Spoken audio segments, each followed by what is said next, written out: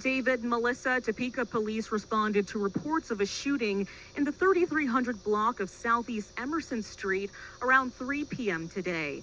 Now, Topeka police say when they arrived on the scene, they found one person suffering a gunshot wound.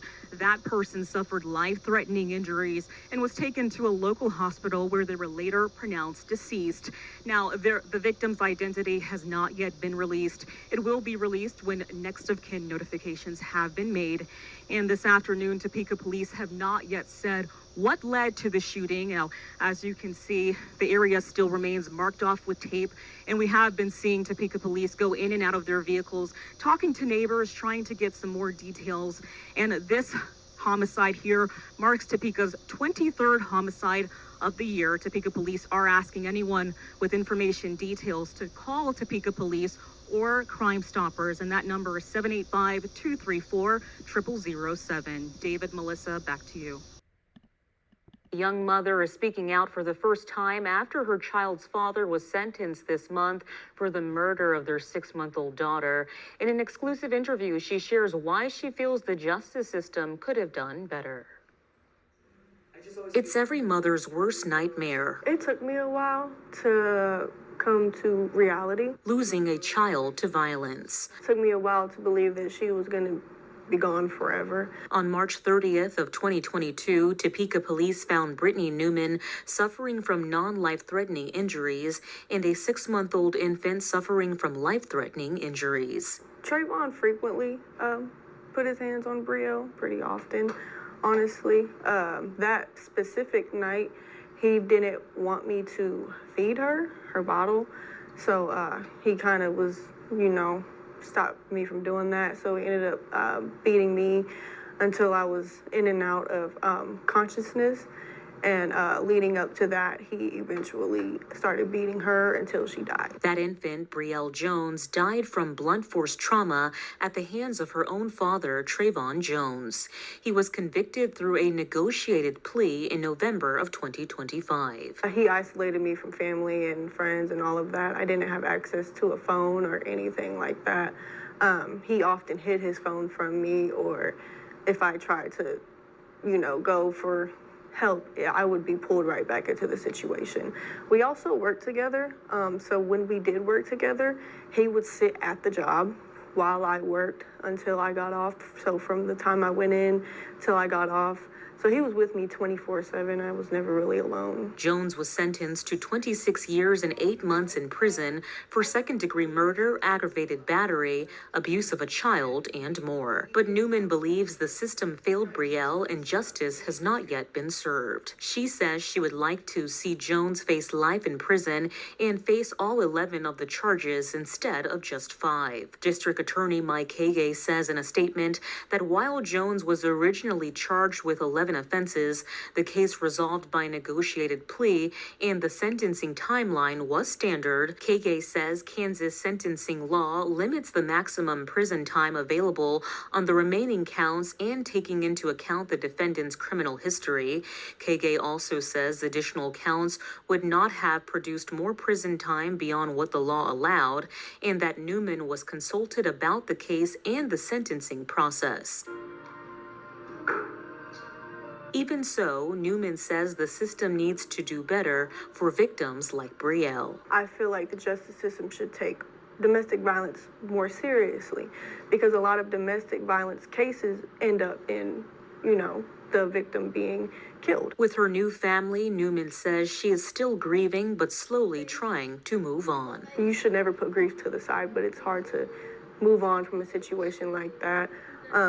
But I have babies who depend on me. I have family who's rooting for me. And, that's been my biggest motivation, is my husband and my kids. Jones will also be required to register for 15 years as a violent offender in the state of Kansas after he is released. DA Hagay says on January 12th, the defendant filed a notice of appeal and the case remains pending. Melissa, among many emotions we saw today, the most common was outrage. Pro-choice protesters say today's ruling feels like a punch in the face.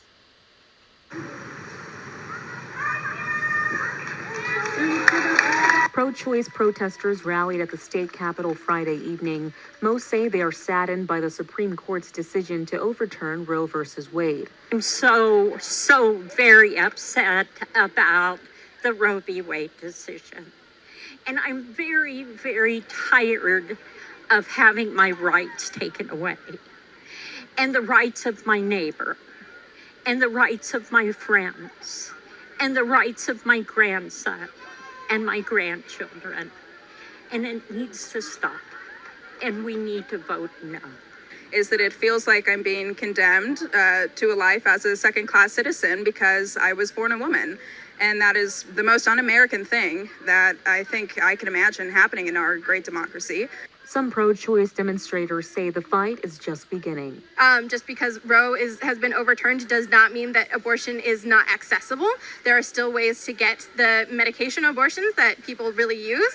And we need to make sure that that is still protected and defended, and that we show up for each other and protect each other in moments like this. But pro-life advocates see the ruling as a step in the right direction.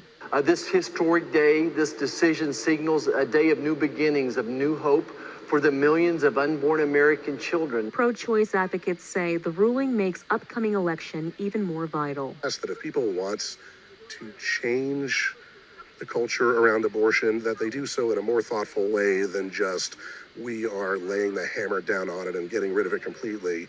Because the truth of the matter is that won't end abortion. It'll simply end safe abortion.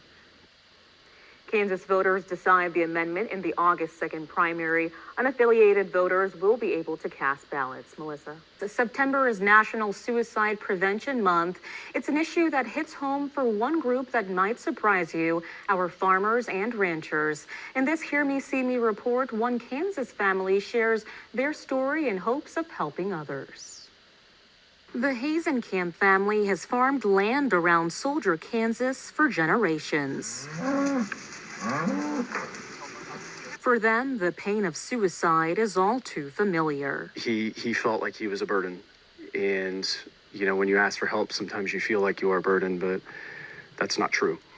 You're not a burden. The value of Dad's life is invaluable. Nick lost his father, Bob, to suicide in 2010 after a battle with health and financial issues. It's a population that is very self-sufficient, and they pride themselves on working hard and maintaining control of, you know, the crops and the cattle, and being able to do that on their own.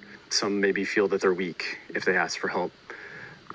Losing that sense of control is a vulnerable thing, and you know, farmers and ranchers, and you know, myself included, and all of us, it's very difficult to be vulnerable. The issue also is personal for Sarah Gideon. I lost my first friend at the age of 15 to death by suicide.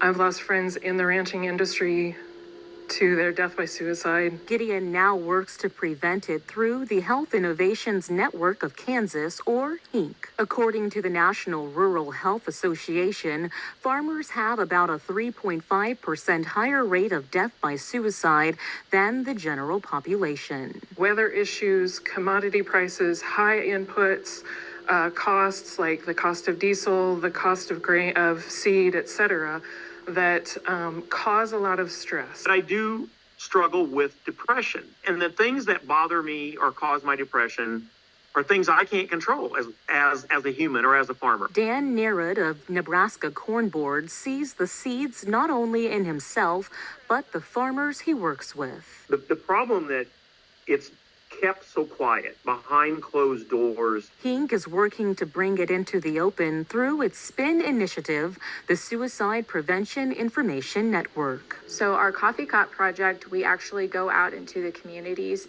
and we visit those businesses within the communities, our local hotspots. Also within our website, you will find a list of resources specific to the ag and ranching industry. That might mean financial resources, help with their family, stressors, those ag-specific industry resources that they could take advantage of. Holton Community Hospital says the need for mental health care is always increasing. Every 3 years, we perform a community health needs assessment. Behavioral health and mental health resources and a lack thereof has come up year after year that we've done that. The Hazenkamp family says communicating with loved ones and asking questions is key. If you're a brother, be a brother.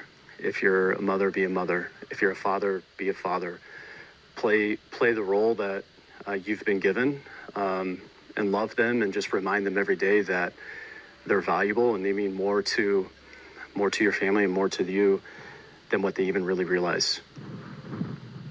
You can tell 14 years later and it still hurts, but our saying is things are going to work out. Just got to trust in God and it's going to be okay. We have a list of available resources for farmers and ranchers and anyone seeking mental health help on our website at WIBW.com. Good afternoon and welcome. I'm Victoria Cassell. In our First Alert Weather Center, we do have Chief Meteorologist Jeremy Goodwin joining us today. Jeremy, do we see sunshine, rain? What's on the way? And a 2-year deal would mean the executive and legislatures won't have to revisit the subject until after the next presidential election. Well, drama in the skies overseas as a passenger opens an exit door on a plane in mid-flight. David Oliver is in the newsroom and he has more details. David, what can you tell us? I'm Victoria. All right, David, thanks for those latest updates. A Topeka youth is making a name for himself in the music world. Coming up, we introduce you to a Topeka High student that is set to perform in New York with the Casey Youth Symphony. And later, we have the latest predictions for the upcoming Memorial Day weekend. Stay with us. And Victoria.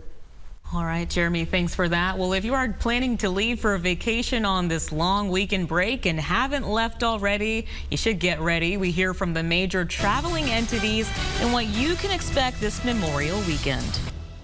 Welcome back. Americans are hitting the road and catching flights for what's expected to be the busiest weekend of Memorial Day travel since before the pandemic. AAA says more than 42 million people are expected to travel 50 miles or more from home, a 7% increase from last year. Chris Van Cleve is at Chicago's O'Hare Airport, one of the nation's busiest.